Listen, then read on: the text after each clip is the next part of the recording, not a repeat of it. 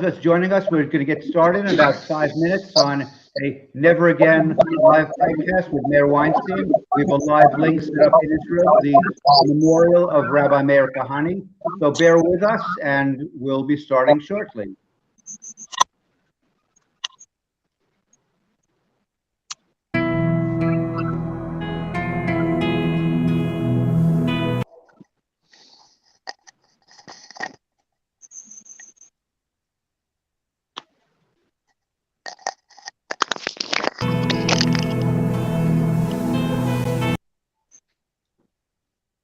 Now we're having problems.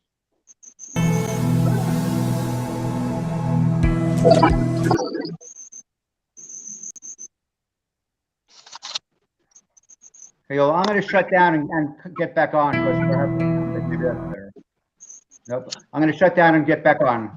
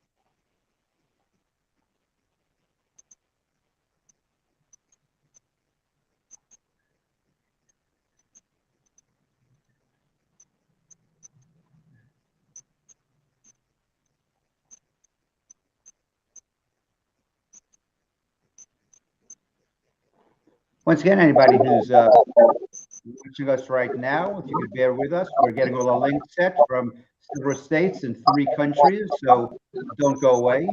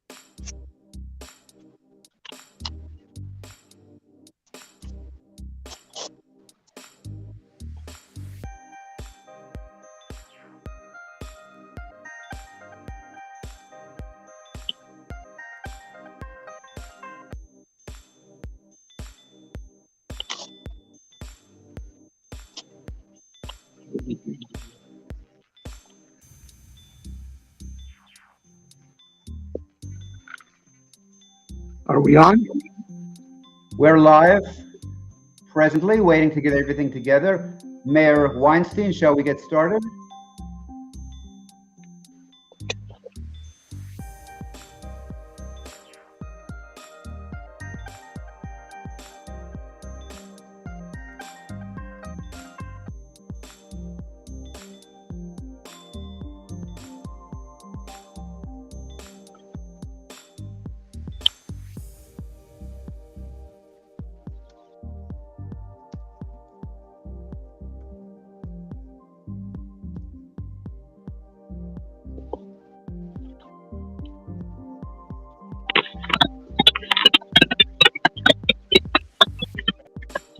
Of course, lots of.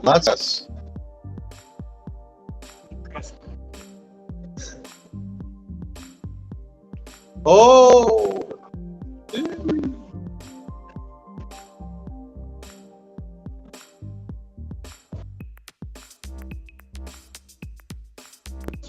so. Wow, Sabato. Avram Herskowitz.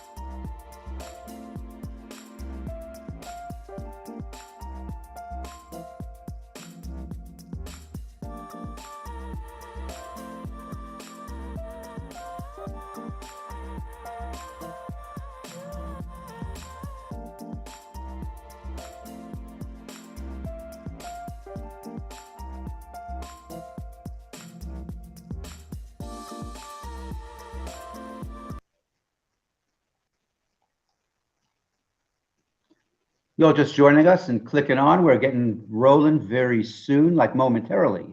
Trying to link everybody together because we're in the United States, we're in Canada, we're in Israel, we're in several cities throughout these countries. So the linkage here is a little bit weak, so pardon some problems we might have during the transmission. But since it's such an important day, we'll let that slide, and I'll give a little intro before I introduce Meir Halevi Weinstein and several guests.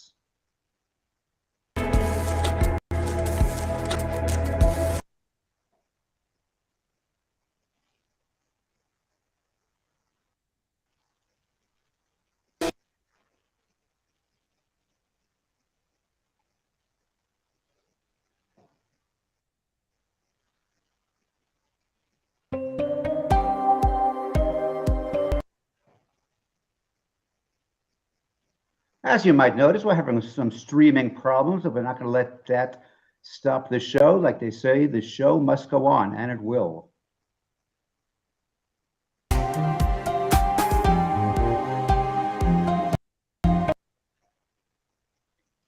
This is going to be a slow intro. It should be about 5 minutes long. At the rate things are going, it could take twice that. But it's a special edition celebrating the life of Rabbi Kahane. Our streaming program is a little slow. Today's guests are going to include Rabbi Stern, Rabbi Emeritus from Shaarei Tefillah congregation in Toronto. Now he's living in Israel. He'll be with us shortly. Also, Meir JOLOVITZ is back with us again. We always enjoy his wisdom, comments, and sense of humor. We'll also have BARUCH BEN-YOSEPH with us, who's an attorney practicing in Israel and is very active in the movement to reclaim the Temple Mount. A loving man, a mystic man, a daring man, a driven man. Those of you who are watching, you'll have to bear with us again. We're having serious streaming problems. So I think in Ecstasy.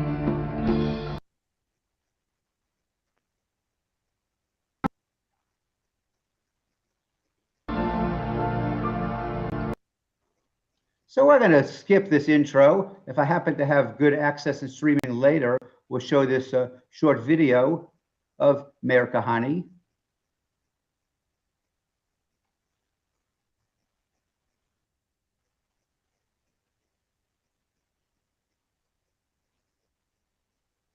There's Trump Tower with the Netanyahus and the Trumps standing in front of the Temple Mount.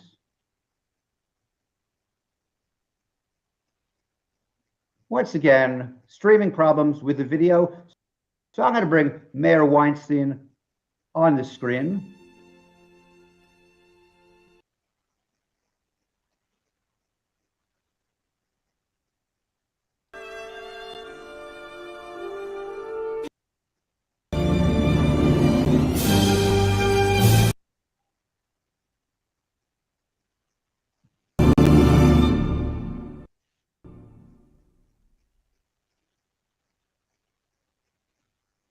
Meir, I hope you're going to stream better than the video.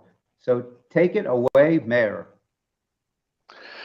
Thank you, everyone, for joining us. I'm going to ask everyone who's joining us if you could please share this important event on your various social media platforms, be it Facebook, be it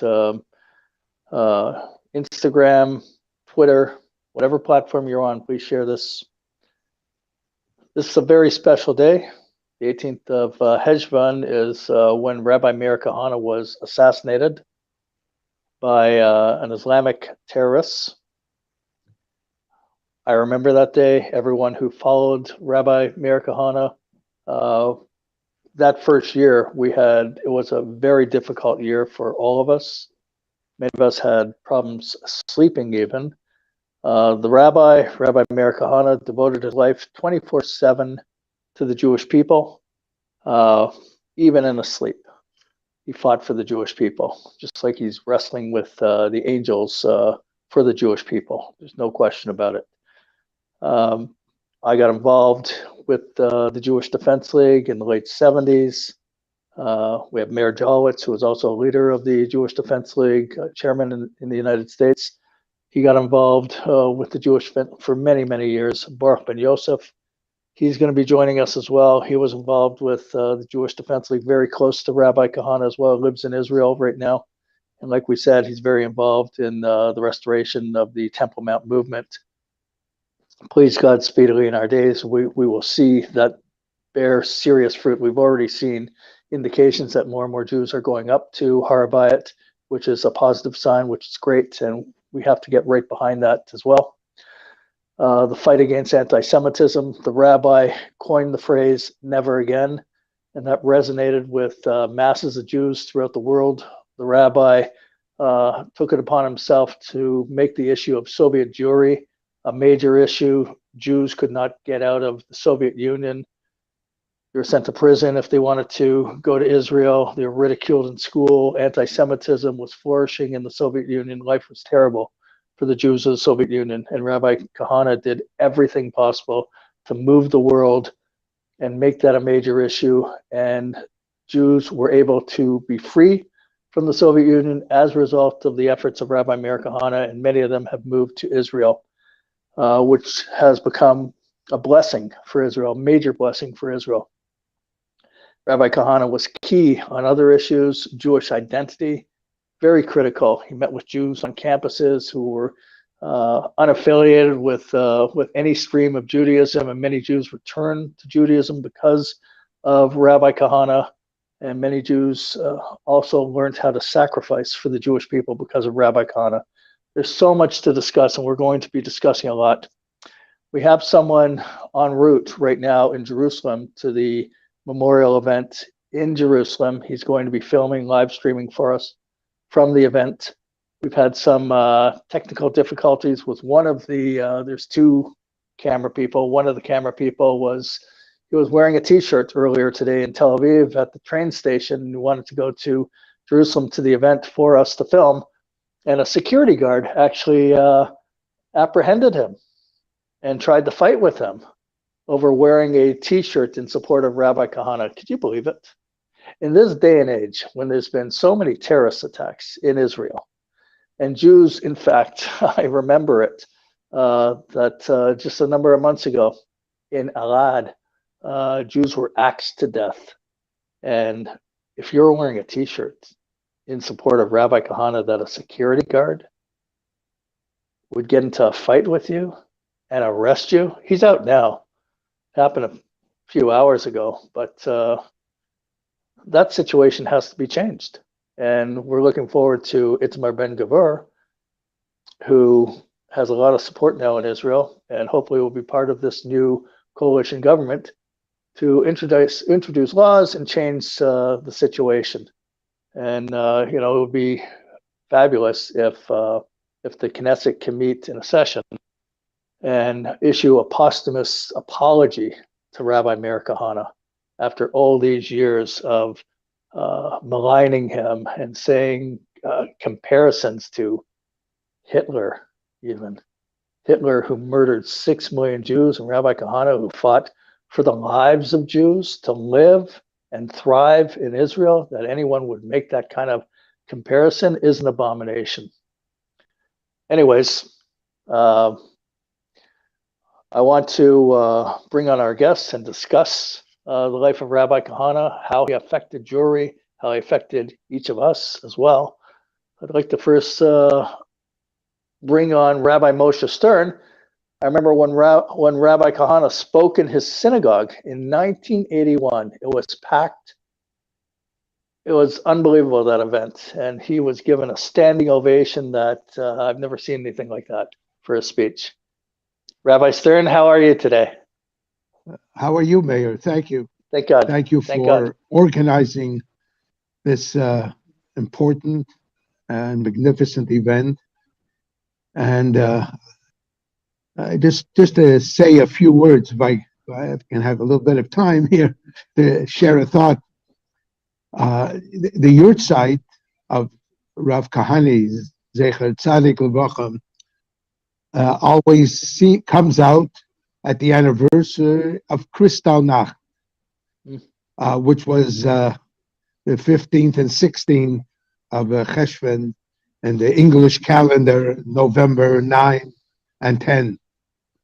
And we know what Kristallnacht led to ultimately.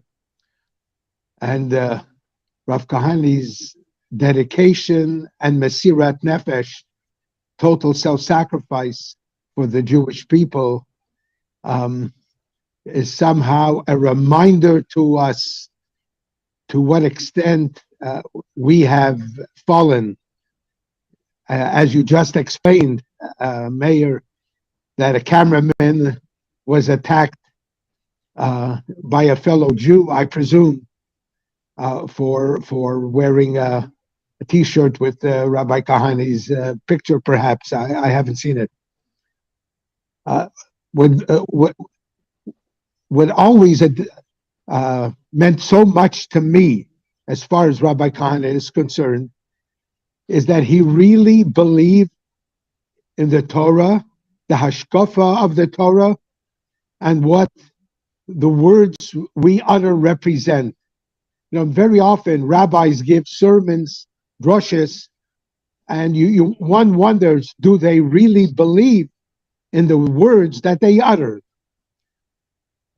If the parshas, the week in which Rabbi Kahane's life was taken, it mentions numerous times of Hashem's promise to give Eretz Yisrael that particular piece of land for the Jewish people for eternity.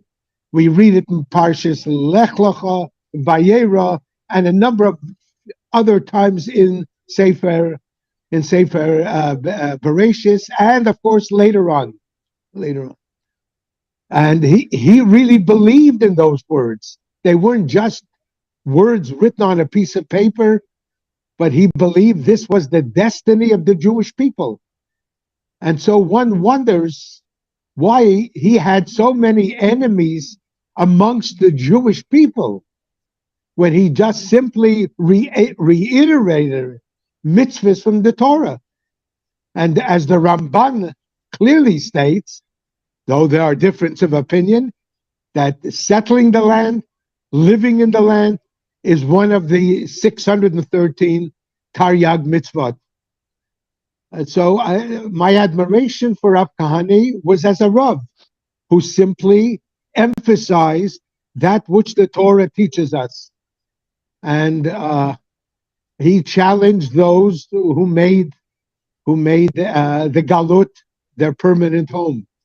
I'm proud to say that though I'm speaking to you from Toronto, because we are here to celebrate a bar mitzvah, a grandson, actually a great grandson in our family.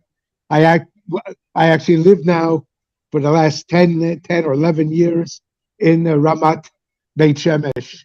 But I remember when Meir Kahane spoke in our shul, and following his tremendous presentation, the RCMP, that's the Canadian version of the FBI, I guess, the Royal Canadian Mounted Police, arrested Rav Kahane in our shul, and he was mustered on, I was told, by fellow Jews, because Meir Kahane happened to be in Canada at that time as a persona non grata, because he stood up for the Jews in the Soviet Union and protested the presence of the chairman of the Communist Party at that time.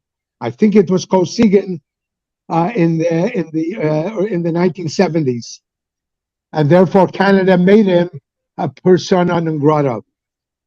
But he spoke in our shul nevertheless, and he was arrested, and I spent the night with him in prison. And the following day, he had a press conference, and all the news outlets carried it. And privately, I apologized to Rav Kahane for all that he had to go through that night in prison, etc., because of coming to Toronto to speak in our shul. And I remember he looked at me and smiled, and he thanked me, and he said, the gold in Fort Knox could not pay for the publicity you have been able to arrange, indirectly or directly, to get the message across from one end of Canada to the other. He was a phenomenal person, and he may not physically be here, but his presence is always and will always be felt. His inspiration to so many of us has given us chizuk over the years. And if I can conclude with one personal observation, Meir, you are my personal hero. You have always stood for that which is right and just on behalf of the Jewish people. Many might not know, but your constant presence here in Toronto, in Canada, alerting the Jews of potential danger, you are a true inspiration, and Hashem give you good health and bracha to you and your family, and we look forward to greeting you and meeting you in Eretz Yisrael. Amen. Thank you. Thank you, Rabbi Stern. Let's bring on Meir JOLOVITZ. Meir, you've been close with the rabbi for many years, and you've written also extensively about the life of Rabbi Kahane. Meir JOLOVITZ, is he, there he is. Meir, tell us, Yeah. tell Well, us words. much can be said about the rabbi, and much has been said about the rabbi. I don't know of a person in the last 2 generations who's generated as much discussion from all sides as Rabbi Meir Kahane. Of the billions of words that must have been written about the rabbi, there's no question that the one word which preceded the Rabbi Meir Kahane had to be the word controversial. That was probably the most popular, infamous word. That was the controversial Rabbi Meir Kahane. Now, the rabbi became known, either famous or infamous, for 3 different aspects of modern Jewish life. The one was in the United States still, his quest to combat anti-Semitism. The other was, while once again still in the United States, the fight to secure the freedom of Soviet Jewry. And there's no question that his voice was the voice that became most amplified, and the actions of his Jewish Defense League was more instrumental than the actions of the greater Jewish establishment in doing anything for Soviet Jews. And that third element, when he and his family made Aliyah in 1971, was the fight for the proper implementation of Zionism and identifying the inherent cause of the problems in Israel, which was the 5th column, or the potential 5th column that resided in Israel. We're talking about the Arab issue. Those are the 3 things which history will forever recall this great man. I've written many op-eds. I've mentioned the rabbi many times, the influence that he had on a generation. The rabbi was, I described him once, and others who met him certainly know this to be true, was probably the most noble man of our generation. When it comes to Jewish matters, he was the noble man of our Jewish generation, and yet quite controversial. He dedicated his life to Am Yisrael. He was, I think, a title of one of the pieces that I wrote on the occasion of his Yortzeit, I think it was 5 years ago. He was an iconoclastic firebrand. What he did is he not only changed the thinking, he radicalized an American Jewish youth in such fashion that their parents were finally held accountable for the fact that their parents and their grandparents were held accountable for the fact that they didn't do all that they needed to do fighting for the Jews who were suffering wherever it might have been all over the world.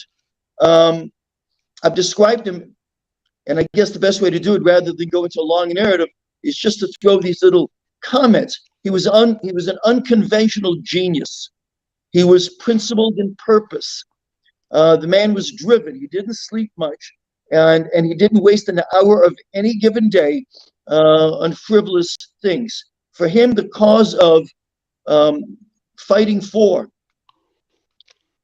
and looking for the respect the Jews deserved began with, and he spoke about this often, the need, first of all, to show self-respect. The rabbi was well known for having said, "No one will respect you, friend or foe, unless you first have self-respect." And in doing so, he galvanized an entire generation of Jews. The man was, in every sense, a visionary. And it's remarkable, no different than Jabotinsky a few decades before, when people referred to Jabotinsky as a prophet, and those who opposed him referred to him as the prophet of doom, because he dared to suggest that if the Jews didn't liquidate the exile before the exile liquidated them and flee Europe, he was referred to by his political adversaries as a prophet of doom. Well, very much the case as well, 2 generations later, with Rabbi Meir Kahane. The fact that he brought to the fore problems which we refused to confront, all of a sudden made him quite unpopular with the Jewish establishment. He was so unpopular with the Jewish establishment that the very endeavor on their part to quiet him actually, as was said by the rabbi a few minutes ago in his story, it actually strengthened the need of a young American Jewish youth that was looking for heroes, and there were no heroes to be found. Years after the liberation of most of Soviet Jewry, I had occasion to meet one of the Soviet Jewish refuseniks who had spent some time in prison. I met him at Columbia University when he came to speak. It was Yosef Mendelevich, today Rabbi Yosef Mendelevich. And I introduced myself at the time as having been associated. I was the national chairman of the Jewish Defense League. And immediately the entire demeanor changed. And he said something to me which didn't surprise me, but it needed to be heard. And what he said to me was, he said, during those years that I was imprisoned in the Soviet prisons, sleeping and eating on that same cold cement slab of a prison, unable to sleep at night because of the discomfort. And I quote him, he said, I knew that there was only one man, only one in the free world who also did sleep well at night because of my discomfort. And that was Rabbi Meir Kahane. When I used to lecture and talk about both the rabbi and the Jewish Defense League, I used to say that if you really want to get a perspective of the rabbi, you don't ask anyone in the establishment, you don't ask anyone who sat in their ivory towers in Boston or in Berkeley. What you did at the time is you asked a Holocaust survivor who was concerned that their check, their welfare check, not be stolen from them by some thug in the Bronx. Or you ask someone who was in the Soviet Union and who'd been liberated because of the valiant efforts of the Rabbi Meir Kahane.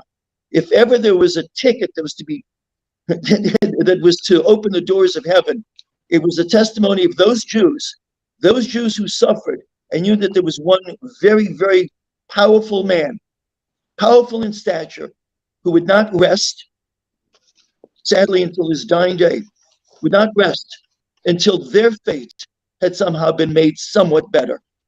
The struggle today continues. In Israel, we have, once again, people talking about the controversy of an Israeli government that might bring into coalition Itamar Ben-Gvir, the religious Zionism party, and the like.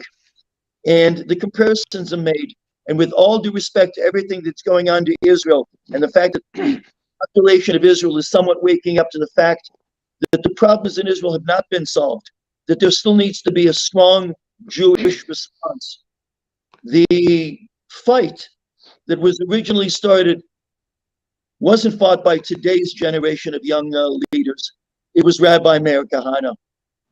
His were the shoulders, and they will remain the shoulders upon which the youth of today, the young people, stand and express their pride in Jewish destiny. The rabbi is the man more than any other man in the lives that we've lived during the time that we've been alive. No one has affected the future of the Jewish people more than an iconoclastic firebrand, as I called him. A remarkable man, and if ever there's someone who sits at God's right-hand side, Rabbi Meir Kahane is that man.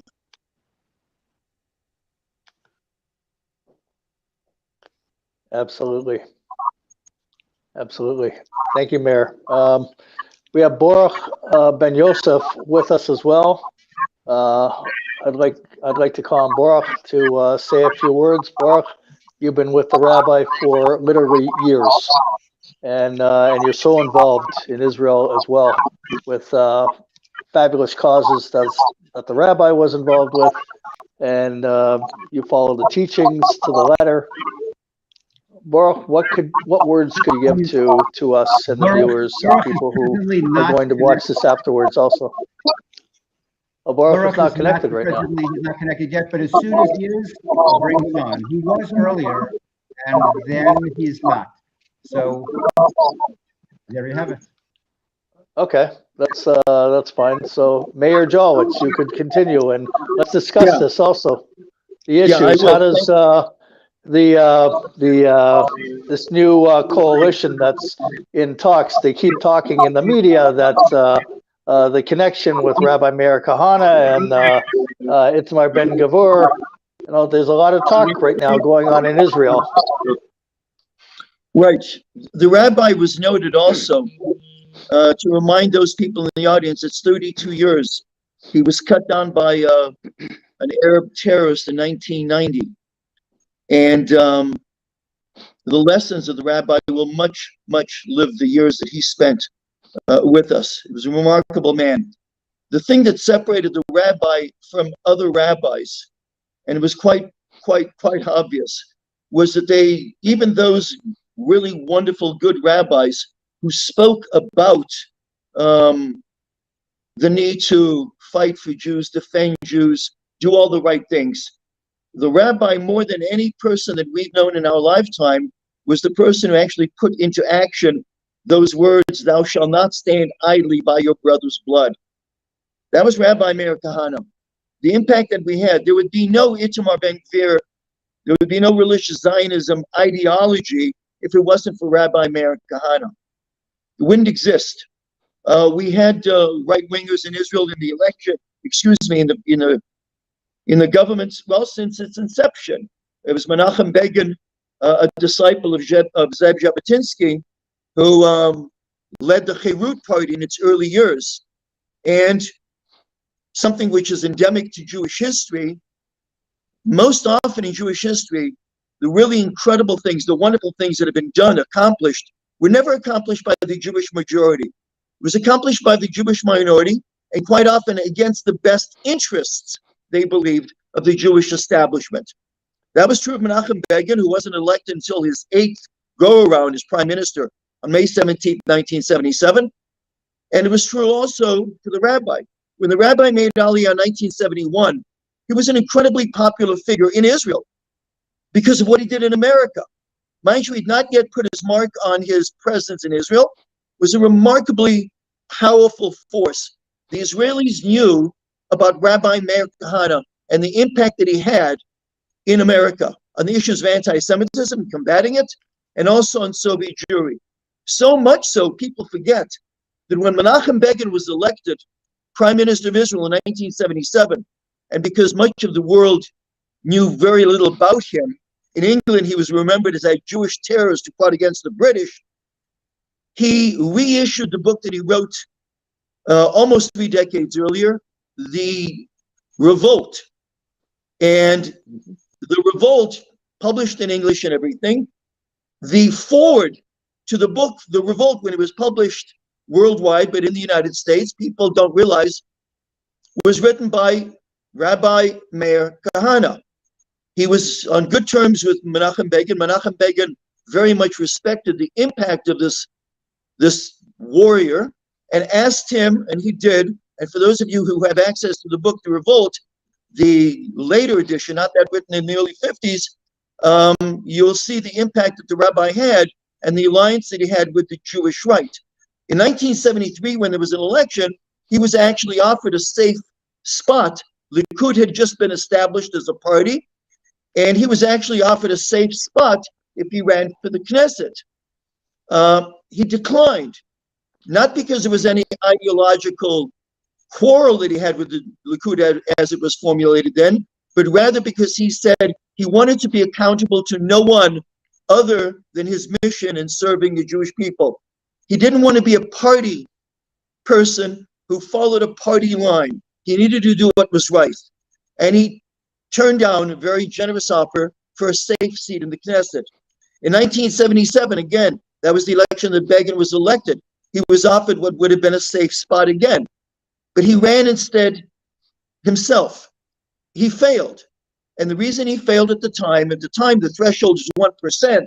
The reason he failed then was because there was the fear, as there is still today actually, that if there wasn't enough votes to put the person over or the party over the threshold, then it was a wasted vote. In 1977, he didn't muster the necessary vote. That changed, of course, in 1980 and in 81 as well. In 1984, it changed. In 1984, Rabbi Kahane was elected to the Knesset, 1 seat, and he made his impact. And the impact that he made was actually seen in 2 ways. When he walked the streets of Jerusalem, unlike anything that you've ever seen before and anything that you've seen since. No one. I mean, we also, just a few weeks ago, Bibi Netanyahu walking to get his publicity shots, and even those who represented us, the religious Zionism, walking through Machane Yehuda, and the adoration of the people there, yelling, their support. But the chant of David, Kahane, Melech Yisrael, is never to be duplicated. He was a man of the people. In 1984, he was elected to the Knesset, and what happened? Almost the entire Knesset, when he would come to speak, vacated the Knesset. They walked out, and that included Likud. They walked out because it was too controversial for them, and too controversial meant that it stirred up the anger of the American and the Canadian and the British and the European media. How could Israel allow this firebrand, this warrior, this Jewish controversial terrorist? And he did his thing, he spoke and everything else. But he uttered a phrase which he uttered many times then and until his dying day. He said, one day, the people of Israel will have to choose. You'll either have Kahane or you'll have Arafat sitting in the Knesset. Well, in 1988, the rabbi was banned from running for the Knesset. Why? Simply because his popularity was so great that the two leading papers in Israel at the time, Idiot Achronot and Ma'ariv, showed him coming in at 11 and 12 seats, which would have made him the third largest party in Israel. The third largest party in Israel. And so they decided to shut him down. The General Election Committee shut him down. The courts upheld it, while at the same time allowing Mohammed Meir, an avowed supporter of terrorism and Arafat, to run with the Progressive Peace Party. What a wonderful name. The rabbi was banned, and he was banned because he was effective. He was banned because he was powerful. He was banned, and it gave proof to the fact that he said, one day you will have Kahane or you will have Arafat in the Knesset. And then when he was banned, we did get Arafat, and today we still do have Arafat sitting in the Knesset. There were three Arab parties running for office this time, each which violated the four different elements which would disqualify a party from running for office in Israel: the denial of the Jewish state, incitement to racism, support of armed struggle, and also the denial of the democracy as it's exercised in Israel. All three should have been banned, but instead it's the voice of Rabbi Kahane that they try to ban. You had mentioned at the opening of the show that your cameraman who was going to this event that's being held in Jerusalem was detained or arrested because he was wearing a kach shirt, or a shirt which glorified Rabbi Meir Kahane. So what he warned us of then, notwithstanding the success in the most recent election of Itamar Ben-Gvir and Smotrich running together with the religious Zionism, he was absolutely right. They feared him, and they feared him because he was effective.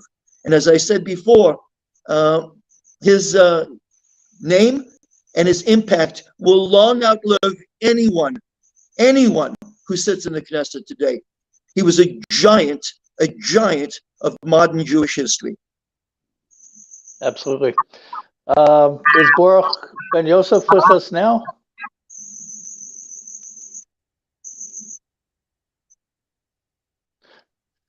Okay, so let me continue with your point. Yes? I'm sorry. I was going to say, as you realize, I have another engagement and I've got to leave you in 25 minutes. Right. There is an aspect, I can do it now, or I can do it before I leave, anytime in the next 25 minutes. There's an aspect of the rabbi. I, of course, was quite close to the rabbi, and I think that might be an understatement. The impact of the man can only be understood not only in the macro sense that I've just described and that your other guest has described, the impact that he's had in society, on the psyche, the mindset of the modern Jew who wears that knitted kippah, quite proud of his heritage and his destiny. But there's an aspect of the rabbi which all too often is completely and purposely ignored. It is purposely erased, and that is the character of the man. And again, Meir, you'll decide if you want me to just tell a personal story. I could tell 1,000, I could tell 10,000, but there's one which I think best illustrates for people who've only seen that photograph that the New York Times would always capture while he's in mid-speech, and you've got that angry face looking at the camera. They try to demonize him. But the character of the man needs to be told for generations to come. And I have just one story of many that I think could illustrate that. And you'll tell me if I should do it now or later.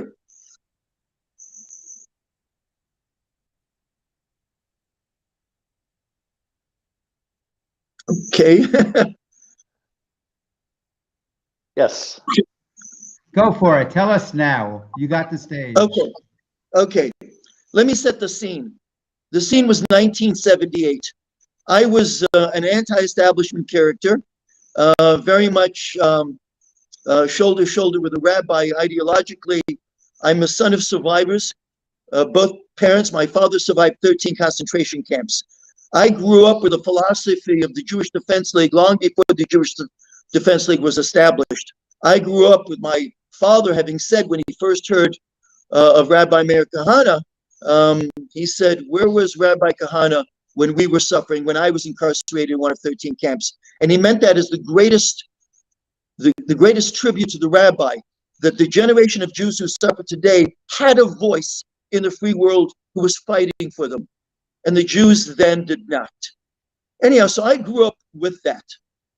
In 1978, I'd already met the rabbi, met him here in Arizona, actually. And we were immediate ideological, political compatriots. 1978, I was working as an anti-establishment figure that made a mistake. I was hired because of my expertise in Israeli affairs to work with the Jewish Federation of Greater Phoenix. That summer, 1978, I was asked to lead a group of 35 teenagers, 17 and 18 years old, high school seniors and those who just graduated, to Israel. A trip sponsored by the AZYF, 35 students as well for 35 days. And we toured Israel, the conventional things.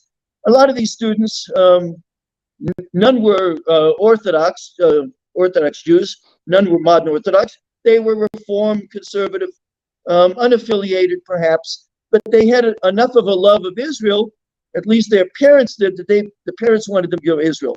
So I led the trip.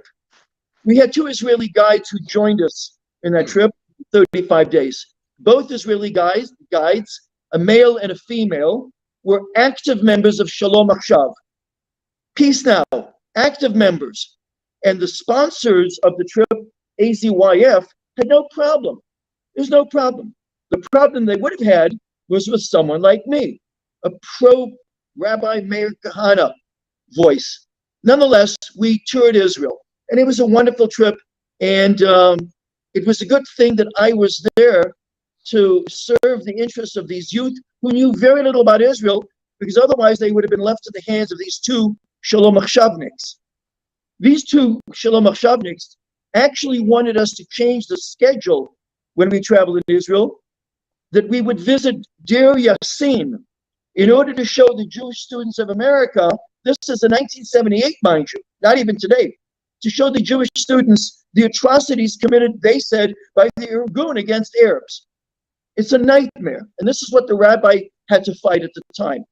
Well, the rabbi was in Jerusalem, and one afternoon, it was a Tuesday afternoon, we were given 3 hours in which we could go shopping, bring back gifts for the families back in the United States. And everyone had decided they were going to go shopping or go buy some snacks. And a few of the students there asked me where I was going because they wanted to follow me. I said I wasn't going to go shopping. I was going to go visit with Rabbi Meir Kahane, a controversial name that they knew.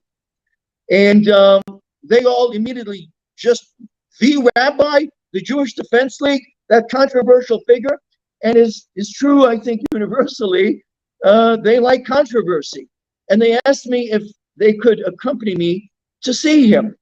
I picked up the phone and I called him and I said, Rabbi, I know we were scheduled to get together this afternoon, but I have a couple of young 17 and 18-year-olds who want to come and meet you as well. He said, certainly. He said, how many? I said, 35. 35. Every single hand went up when I said, who wants to come with me? So we took the walk to his office, and an attachment to that office, and those of you who've been with who remember the rabbi from yesteryear, he had an established thing called the Museum of the Potential Holocaust, which showed the terrorism might be the right word, showed you the anti-Semitism that was growing in America. Photographs, it was just a remarkable, set aside in 3 small rooms, the Museum of the Potential Holocaust. And he would give lectures on occasion, and he had an assistant, Barbara Ginsburg, who would give lectures to American Jews coming in and say, do you realize what's happening even in America? So he said, fine, bring all 35. And he goes, if you don't mind, I'll give them a little talk. And he goes, they're free to wander around this museum so they can see what the Jewish establishment, what their rabbis, what their Jewish organizations weren't telling them about. So I brought them over.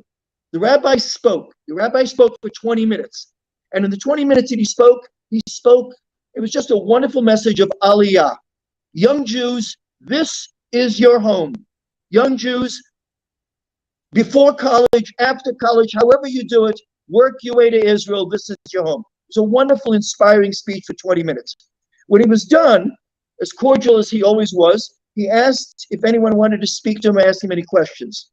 And immediately, one of the fellows in my group, Mike Berman, immediately went and cornered the rabbi and asked the rabbi, he said, I want to ask you a question or two. And the rabbi pulled up 2 chairs. The rabbi sat in one, Mike sat in the other. And while all the other 34 students were looking around at this incredible museum showing anti-Semitism in America, and the rabbi was talking to him, and I was sort of chaperoning the rest of the group, and I looked in the corner, I looked at my watch, and it was 5 minutes into the discussion. So I walked over, and I sort of tapped Mike Berman on the shoulder, and I said, okay, give somebody else a chance. And the rabbi looked at me, nodded his head like, go away, I'm not done with this young man. And it went on. I approached again at the 15-minute mark. I approached again at the 25-minute mark. And finally, at the half-hour mark, I walked up and I said, Rabbi, this is ridiculous. This isn't fair to you. This young man has captured your attention. He's just taken you away. And the rabbi looked at me and said something which I will never, ever forget. The rabbi said to me, he looks up to me and he said, Meir, he said, last week I spoke to a large collection of American Jews, a large gathering, an enormous gathering of almost 600 American Jews.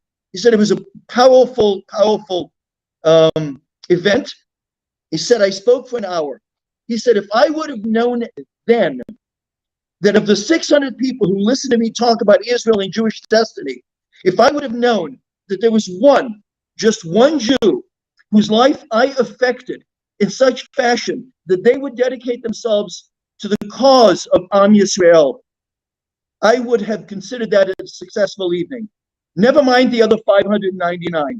If there was one Jew who I could convince that he needed to, or she needed to dedicate their lives to the Jewish people, it would have been successful. And he looked at me and said with the best rabbinic tradition, what's the difference, Meir, if today I speak to only one, and I sit in a corner and speak to one, and I influence that one person, no different than the week before, to do something for Klal Yisrael, I would have considered my day a successful day. This is the Rabbi Meir Kahane, a remarkable man that nobody other than those who knew him ever came to understand. I, during my professional career, have been involved with quite a number of Jewish organizations, established Jewish organizations, powerful, big Jewish organizations, all not because of my political policies, which they don't like, but because of my expertise in Israel. And I will say this, I don't know of a single, and I stand by this, a single Jewish leader in the Western world who would sit down for a half hour and speak to one 17 or 18-year-old about Jewish destiny, because they're too important to do that. Not so the rabbi. He was a truly, truly remarkable man. Absolutely. And I've seen exactly what you're talking about in action from the rabbi. Absolutely. Is BARUCH with us? No, he is not. We do have somebody, though, live now, so we could keep track of what's going on there. We also still have. Yeah, we should see what's going on in Jerusalem at the event. Okay, let's take a look. We'll bring that up on the screen.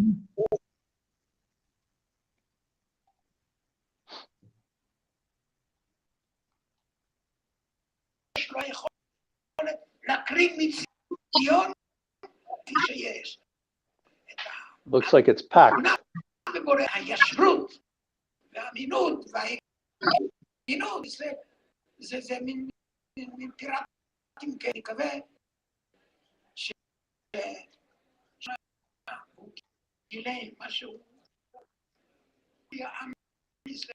יבין שהוא לא גילה את תורת ישראל, זוהי תורת ישראל, אני אספר בקיצור, מדינת ישראל להכיר שהארץ הזאת שייכת לעם ישראל, ושיש אשליה שיתנו למדינה יכולים לחיות פה בארץ. אם אנחנו נספק שהאמת תתברר בדורנו, שלום אמת וביטחון בארצנו. נעלה ונצליח.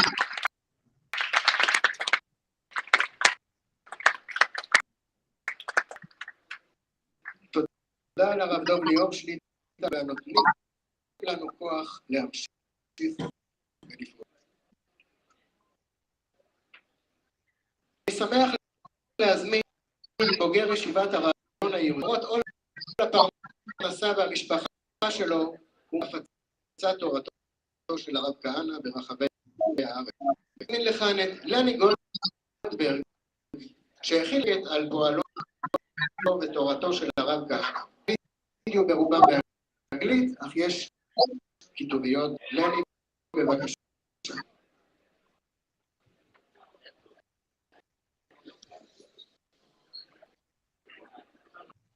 שלום, הכנתי כל מיני מצבים, כל מיני דרכו, כמו שיודעים, הוא היה בן אדם מאוד מגוון תמיד, גאון בעימותים של לראות את זה קצת, שדווקא בארץ לא רואה חרם בתקשורת, אנחנו יודעים שכאן התחיל את הליגה להגן על יהודים בשכונות מצוקה, נגד אנטישמים ששדדו אותם, ורב כך הקים את הליגה, אחר כך במטרה לשחרר יהודים ברית המועצות. היה פעילות מזעזע קל, שידעו שיש של יהודי ברית המועצות, והוא עושה כל מיני מעצרים, הספר של הסיפים. אז הקטע וידאו רציתי להראות, בליגה, אוקיי. במספר 2 נראה את הוידאו הבא, שכן, הרי זה לא ראוי לרב לאחר, אנחנו לא הולך בכלא, רב הוא יושב בבית מדרש, נכון? הרב כהנא, יש לו שיחה פה בישיבה באוניברסיטה, שם האורתודוקסים, והוא הגיע לשם, שאלו שאלות, וגם יש שאלה, לייצר, ובתוך התשובה נראה גם את הליגה, מה המניעים שלו, בוא נראה את הראשון.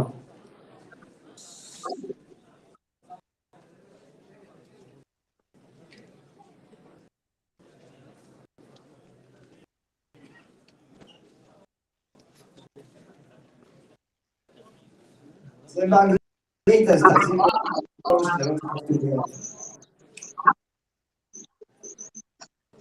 שצריך לחבות את הרוב, שצריך להליאה. אז תביא את הפאפקורן.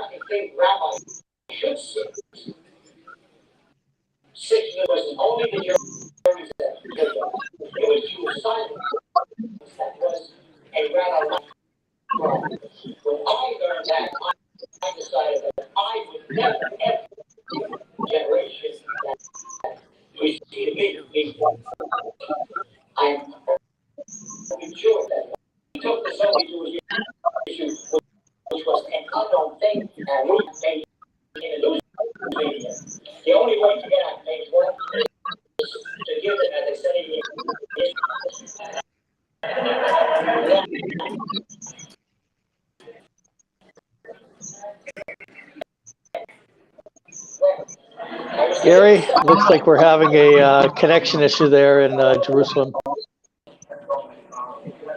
Looks like there's a bit of a connection problem in Jerusalem. We apologize to everyone, but again, our regular cameraman was detained for wearing a T-shirt in support of Rabbi Meir Kahane at the Tel Aviv train station.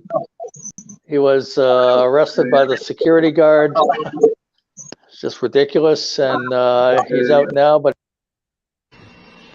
it's better to have a Jewish state that is hated by the whole world than an Auschwitz that's loved by it.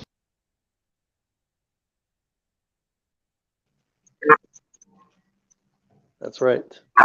Absolutely. Well, Rabbi, A patient man, a humble man was he. He couldn't rest, his soul was never free. A loving man, a mystic man, a daring man, a driven man. His people were his only ecstasy. Never will there be a better man than me. Never will we have a better friend for eternity.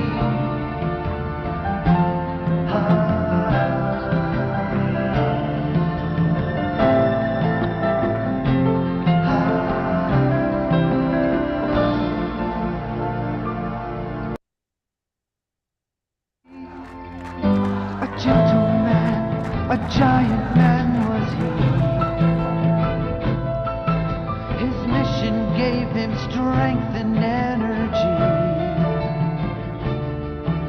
He feared no one, faced anyone. He shared his thoughts with everyone.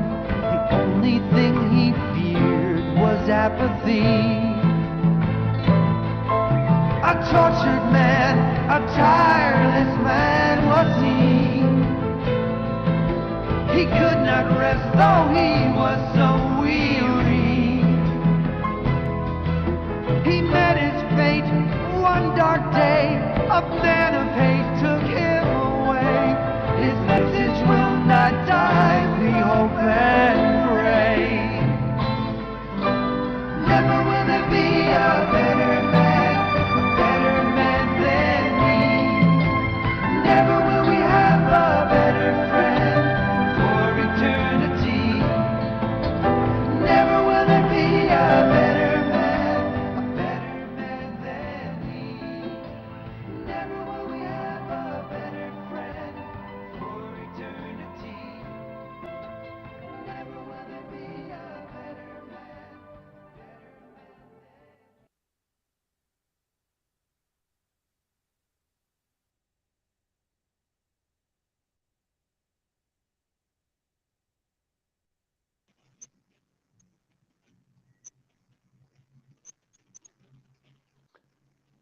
Okay. Is Baruch with us here, or he's not with us? Nope, he's not with us. Okay. Okay. Well then. I'm not sure what happened with him. Okay. Well then, let me thank everyone for joining us. Please share this on your various social media platforms. Let me point just one thing out. Rabbi Meir Kahane, he opposed Israel giving up the Sinai to Egypt. He opposed the autonomy plan that was first presented by President Carter to Menachem Begin.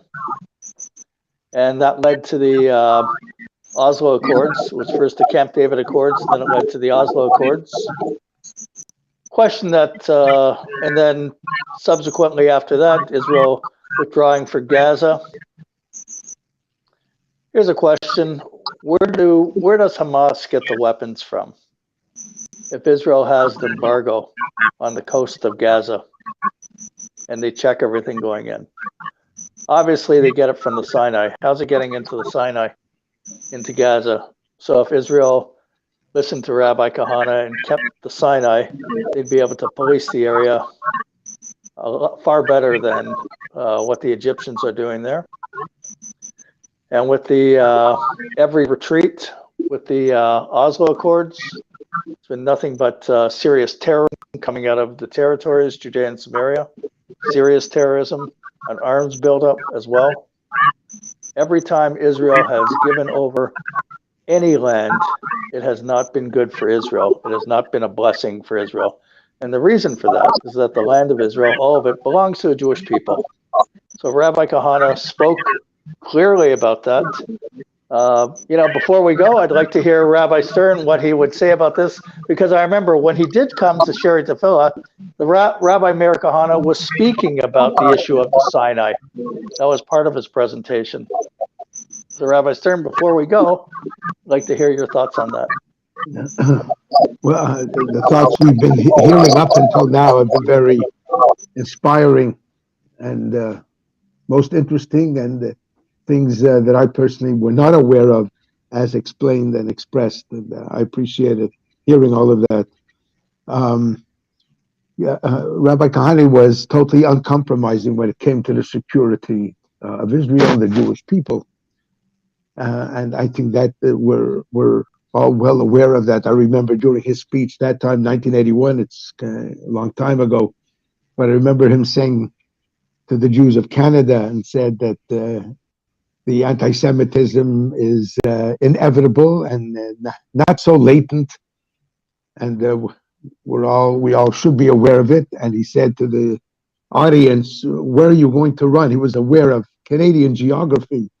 He said the Jews in Halifax will run to Montreal, the Jews from Montreal will run to Toronto, the Jews in Toronto will run to Winnipeg, and they're all going to run to Vancouver, the far west coast. And then where are they going to run? And he said the only answer, of course, is Eretz Yisrael, and he was pleading with the people to consider Eretz Yisrael, the land of Israel, the Medinat Yisrael, as their home for themselves and for their children. I think one thing should be mentioned before we do leave, and that Rabbi Meir Kahane was a Rav. He was a religious Jew, and he was a Talmud Chacham.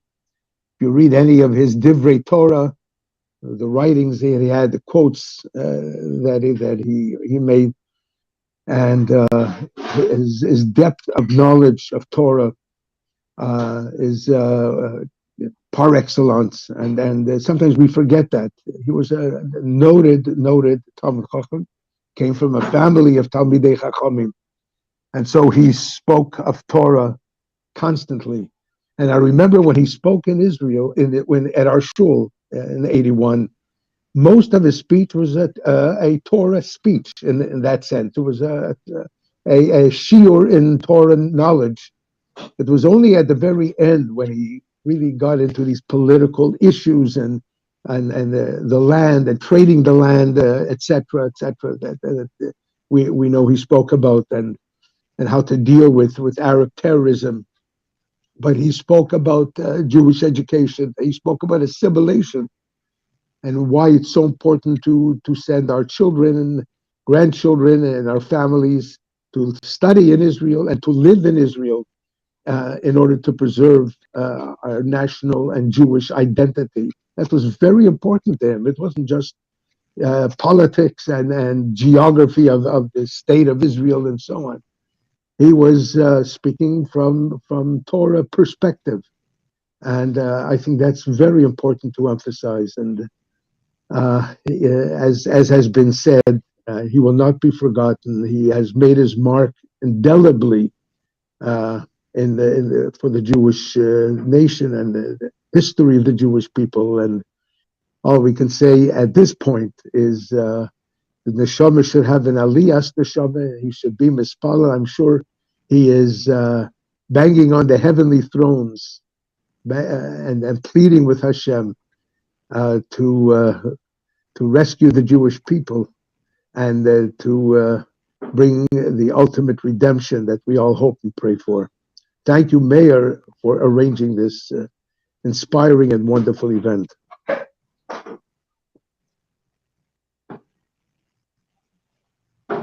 You want to close it with a comment there, Mayor J? Thank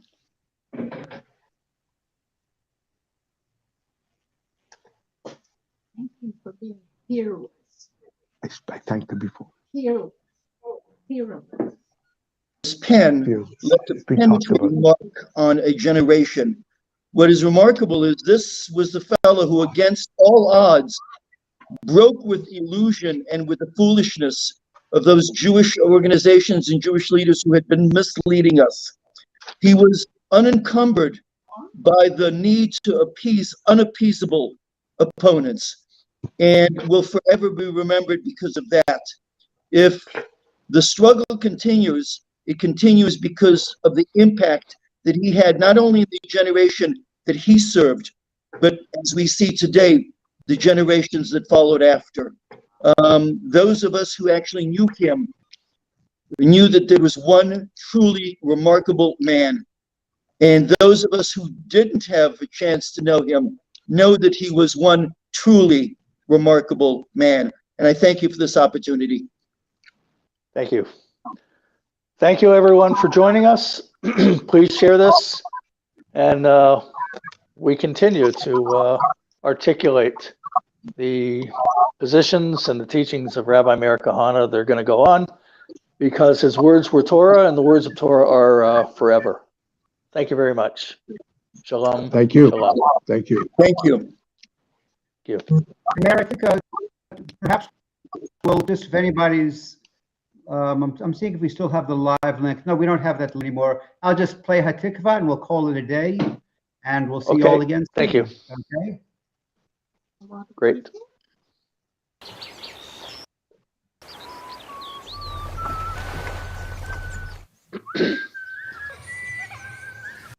Were there a lot of people?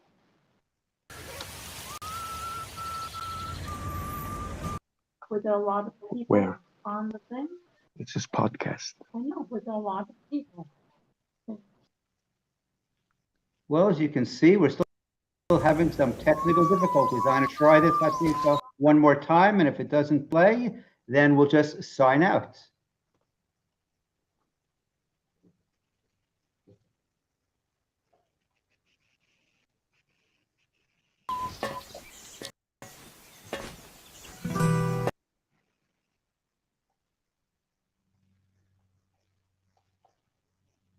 Meir, any other comments while I'm bringing up another No, verse? just thank you for joining us.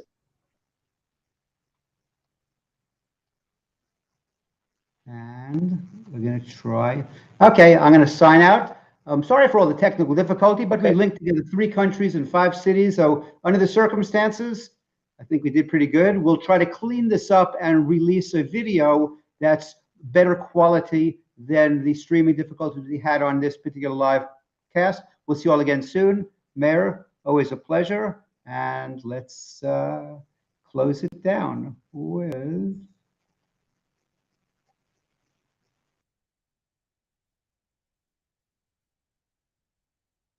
that.